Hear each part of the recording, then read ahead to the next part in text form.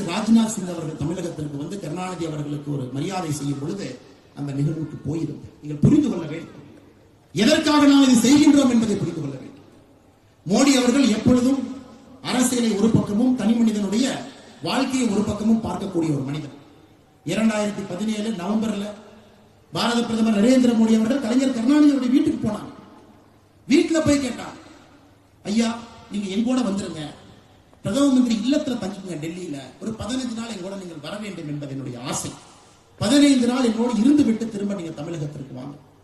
நம் பிரதமர், நம்முடைய தலைவர் பாரத பிரதமர் நரேந்திர மோடி அவர்கள் 2017 நவம்பர்ல கலைஞர் கருணாநிதியுடைய இல்லத்திலே சொல்லி இருக்கக்கூடிய வார்த்தையே அரசியலை ஒரு பக்கமும் தனி மனிதனுடைய வாழ்க்கையை ஒரு பக்கமும் பிரித்து பார்க்கக்கூடிய ஸ்டேட்ஸ்மேன்ஷிப் ஓடிட்டு இருக்கு. நாம் என்று 100 ஆண்டுகள் கடந்திருக்கக்கூடிய 5 முறை தமிழகத்தினுடைய முதலமைச்சராக இருந்த ஒரு மனிதனுக்கு மரியாதை செய்திருக்கிறார்.